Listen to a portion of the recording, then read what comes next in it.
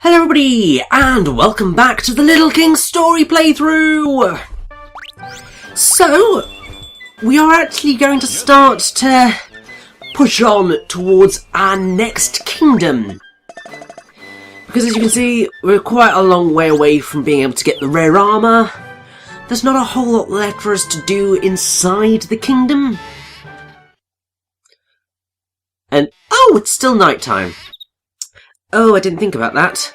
See, this is what happens when you forget where you are. You're used to waking up in the middle of the day, well, in the morning, and then suddenly, oh, it's night time, this is weird, oops. But it's all good. So basically what we are going to head off to do is we're going to go explore more of the Skull Plains, basically go towards the one area that we've not actually explored yet. We started to make a little bit of progress towards it, but nothing actually ended up happening, and oh, you're like the sun. Oh, that's lovely. And no, I want to make progress today. So we're gonna get together our band of merry men. Don't think we have any quests. Nope. So we are all clear. We can just go forth and be awesome. I'm going to make a slightly different team, I think, perhaps. Because there's certain people that we kind of need. Namely, you know, we need a broadcaster. Because we are going to do a few things that are going to require a broadcaster. The Eggan's basically worthless at this point, because I don't think we're going to be coming across any other eggs. Which is a shame, I would have liked to have done more with the Eggans. But it's a similar situation with the broadcasters, really. There are only a few little areas where they are actually useful. Obviously they can attack as well and dig and so on, so they're not entirely useless outside of the few context-sensitive areas. But, yeah, they're not the most useful citizen, well, most useful job class. You pretty much end up getting stuck with your primary ones, aka your hardened soldiers, your animal hunters, and then a mixture of your gourmet cooks, your miners, your giga carpenters, and your farmers. And, wasn't expecting to see you guys up here, but I'll happily destroy you. You really did not stand a chance. We've got that art piece up there, so that's fine. Really want to get into that little area, but that's a bit of a detour, because we've got to go all the way up before we can go all the way down. Which is a massive pain. But I suppose it can be helped. Now, I don't know why I was thinking, what's in here? I think it's because my brain was going, I know something should be here, but then I've already collected it. Because this is the bit of the Skull Plains that we explored, but didn't go any further through, because the way to the next kingdom, the Tiptoe Kingdom, is up here. You can see the massive rib cage. And I didn't really want to be taking that on. But now I have to take it on. So I don't really quite know what your best route around this is, but you have a reborn dragon sitting here waiting for you. And obviously this can cause massive damage if you're not careful. And as I believe I said, at some point, if any of your citizens die to this reborn dragon, then your the death benefit that you're going to have to pay is quite a bit more, which is really annoying. And I mean, this is a bit of a particularly challenging little section, because obviously you've got the reborn dragon stuck inside its cage. To even stand a chance of getting in to attack it, you essentially need to break that down, but you've got it attacking you, you've got all of the cows outside attacking you. It's just a pain in the long run. And obviously it's going to revive, And yeah, once you're inside the cage, it's obviously not that much of a threat. But it's when you're outside and it's inside, because otherwise there's nothing you can do to stop it from attacking you other than trying to keep as wide a berth as possible. But obviously with all these rocks about, a little bit of a challenge. But, oh well, once it's dead, it's never coming back. So that just makes me feel a lot happier. And please, for the love of God, let that be the last time. Disappear! Oh, thank God for that.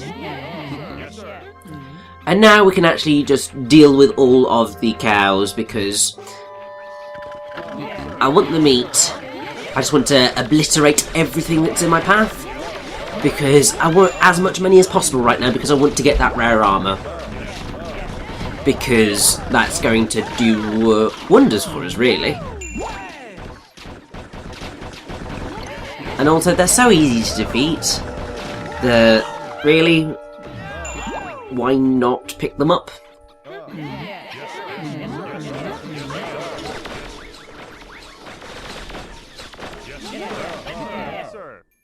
Now, the thing that I find, well,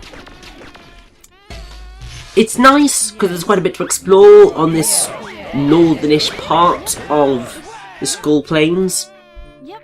But you end up getting quite a few forks in the road after this section, which is both great and also annoying, because it's just like if you just want to get through to the Tiptoe Kingdom, it means that you've got to know which place to pick. It's not that difficult to know, there's a sign, so they're very much obvious in which way you need to go. But it doesn't make it any less slightly irritating if you just want to go straight ahead. And then you're just like, well, there's all these other places I need to explore.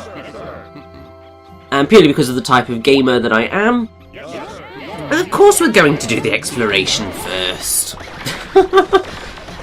Why would we not? It's the thing that gets drilled into you when you play video games a lot, is always want to make sure that I go the wrong direction first, because then I can get everything that I would miss otherwise.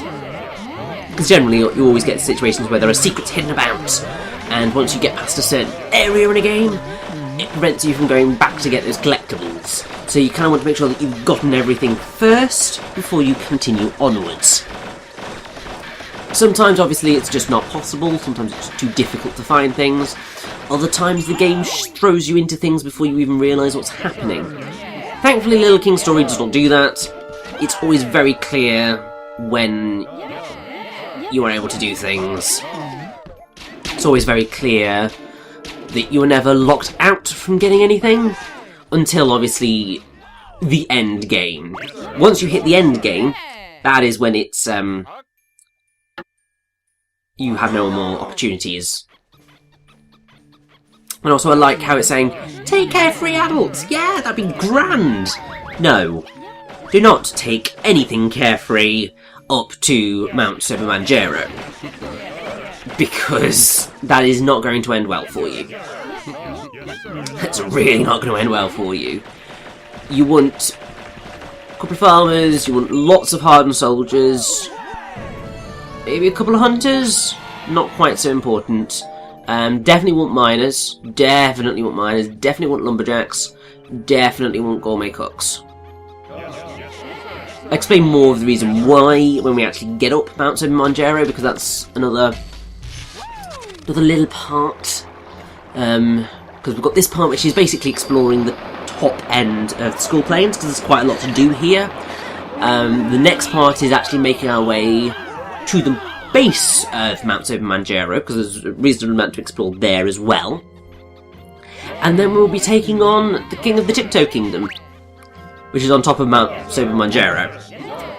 Anyway, this is what we need broadcasters for. They'll go in, see these massive TVs, and obliterate them. Which is wonderful. And having done that, we have access to this huge little area. So we have Haunted Zone number 2, a lovely another wonder spot, which makes me very happy. And there's a graveyard over here, which is, it's okay. what you can do is you can destroy these gravestones with your miner. That will cause zombies to appear, which is all fine. Extra bit of money to pick up. You're going to want to come in here because there's either an art piece or a treasure or something quite important in this haunted zone. But you are going to want to be careful because it's very easy to get a little bit stuck and to die in this area for reasons that you will see shortly. Not every single time you destroy one of these gravestones will zombies turn up. That was a little bit of a backwards way of saying that, but you get the gist. But most of the time they do. So it just depends whether you want to take all these zombies down or not. Really, there's not anything hugely important. I was trying to be smart and avoid that, but it didn't happen. Oh well. That little area over there is not important. What you want to be doing is going into here. Because, as I think you can see, there is a blue spot, which obviously indicates that there is something good hidden there. And also, you know, the hole's glowing. And also, as you can see, there is an art piece just sitting behind that gravestone. So, yeah, you're gonna want to come and get it. First off, I'm gonna just destroy all of these gravestones just because I want slightly easier. Well, I want an easier escape route. Because a little something's gonna happen the second we take on this glowing gravestone. Right, it's time for the moment of truth. In you go, Duck. And oh, we have a zombie, as you'd expect. Don't know whether he's more difficult to defeat than a regular zombie. I think he's a golden zombie, so he's slightly different. He does give out a nice big treasure, which is nice. We get art piece number 62, Twin Ghosts, which is a really cool design. But the everything's okay right now. I think we should probably just get our let's just go and oh good lord. Yep, as soon as you do that, an absolutely ridiculous number of zombies appear in the haunted zone. And annoying fact, they will not stop coming. Like, they will endlessly respawn in this area from now on. Which, obviously, ever so slightly maybe great if you want to have a very easy place to pick up a lot of items. But not so great if you don't want to accidentally end up killing off most of your workforce. Because you've got all the poison flying about, you've got the fact that the zombies are somewhat of a challenge. Well, not an entire challenge to defeat, but it's a bit of a pain. And the second you've destroyed one batch, more will turn up. So, basically what you need to do is just leg it as fast as you can through these. You can stay to fight them, don't get me wrong, that's a totally fine thing to do, but to be fair, I would not recommend it because you are just going to end up losing most of your soldiers. Obviously I'm having to try and fend off these guys as we break through the gravestones that have blocked our exit. And oh good, we're out. Everyone, leg it, leg it, leg it, leg it, leg it. Guys, what are you doing still inside the zone? Guys, this way. Move it.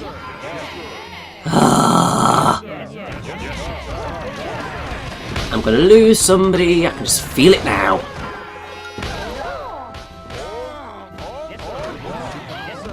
See, this is why better just peg it.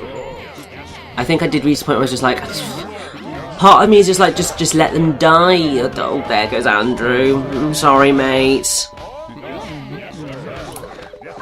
Didn't really think this through. Please don't tell me someone else is going to die in the meantime. Oh, I'm sorry, Ryan.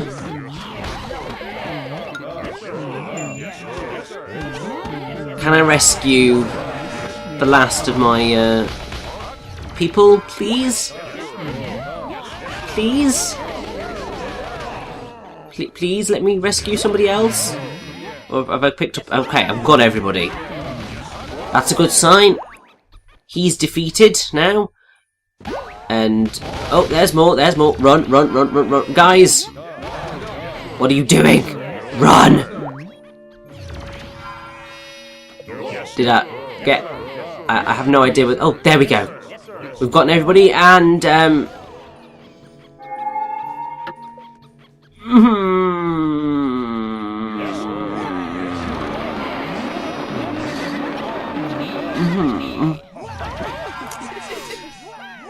That was painful. Yes, sir. 6 people dead all because I got greedy. It's my own fault entirely. Although I wasn't expecting the cavalry only to just leap out at me. That was a surprise. Well, I think I need to get my own back on you, matey. Because that was an asshole move. Real asshole move. I'm trying to think what else I'm able to do, so I don't think there's anything much down this little area, so if we just send in people to attack, we should be fine. Obviously the smart thing would be returning to the castle, getting our arrows back and then attacking that way, because I think that this log ends up taking a little longer to destroy than really it should do, because you can't really get people around it, so it just takes longer to destroy, and also you've got the fact that you've got the lotus fruit Onis firing at you near constantly, so your soldiers get stopped from breaking down the logs. It's a little bit of a challenge, but considering we just made our way through the massive zombie horde, I think we'll be fine. And now that we're through, we can attack them with impunity. This is what you get, you monsters.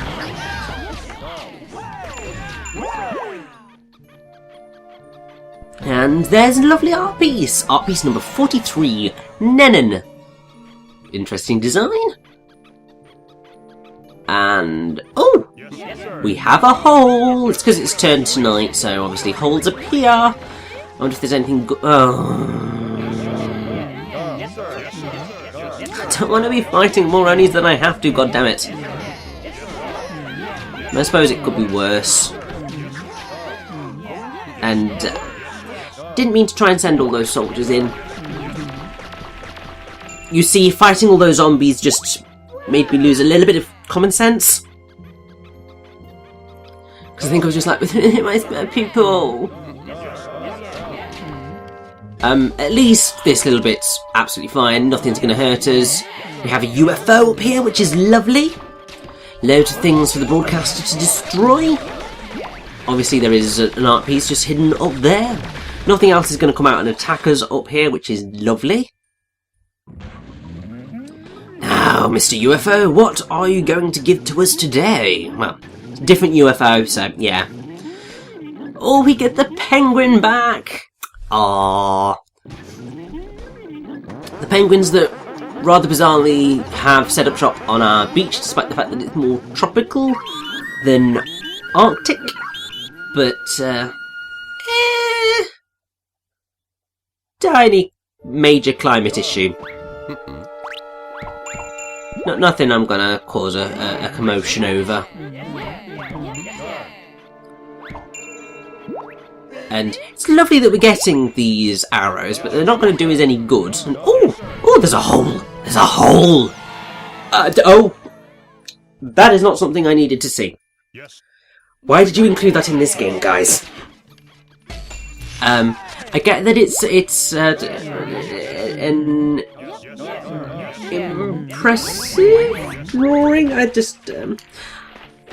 don't need that in me games, thank ya. Makes me feel very uncomfortable. And we don't have a lumberjack. So we can't really explore anymore today, can we? So let's head back to the castle. Cash in all of our goodies. I think we'll have made quite a lot of dough today. So fingers crossed we'll actually be close to getting the rare armour. I mean, that would be great, wouldn't it?